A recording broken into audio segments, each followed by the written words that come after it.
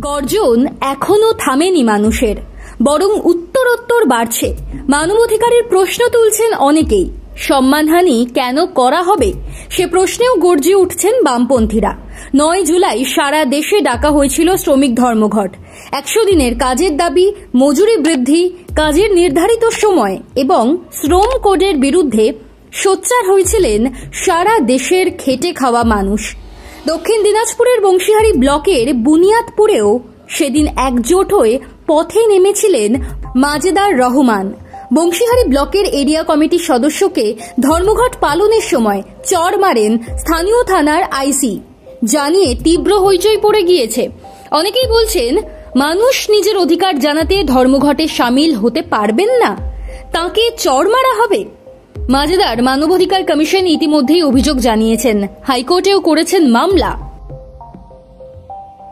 সেই মাজেদারের সম্মান ফেরাতে এবার আসরে নামলেন বামপন্থী আইনজীবী বিকাশ রঞ্জন ভট্টাচার্য। সর্বভারতীয় আইনজীবী অ্যাসোসিয়েশনের তরফে মাজেদারকে সংবর্ধনা দেওয়া হয় আদালত চত্বরেই। আইনজীবীদের তরফে বলা হয়, এই দায় শুধু আইনজীবীদের নয়, সবার। কোনো মানুষকেই এভাবে সম্মানহানি করা যায় না।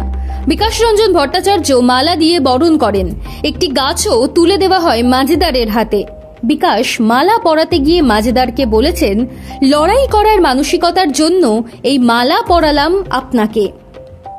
এখানেই শেষ নয়, বিকাশ সরাসরি অভিযুক্ত করেছেন বংশীহারি থানার আইসি ও মুখ্যমন্ত্রী মমতা বন্দ্যোপাধ্যায়কে।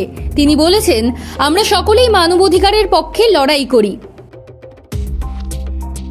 ভারতবর্ষের সংবিধান মেনে প্রতি মানুষের অধিকার আছে তাঁর মত প্রকাশের, নিজের অধিকারের জন্য লড়াইয়ের।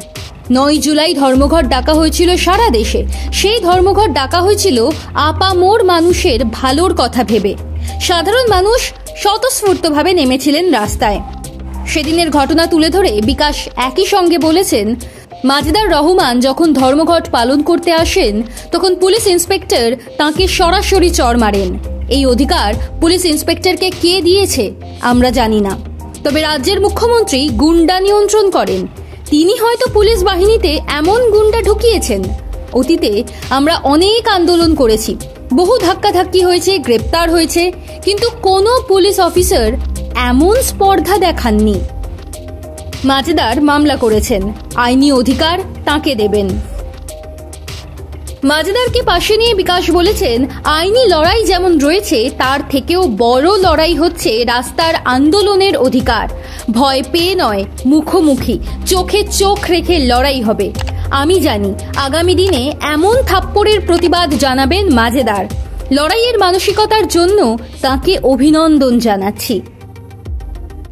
মাজেদারের ঘটনা যে বুনিয়াদপুরে থেমে থাকবে না তা আগেই বলা হয়েছিল সিপিআইএম এর তরফে। আইনি অধিকার দেওয়ার পাশাপাশি মাজেদারকে নিয়ে মাঠে নেমে লড়াই চলবে বামেদের।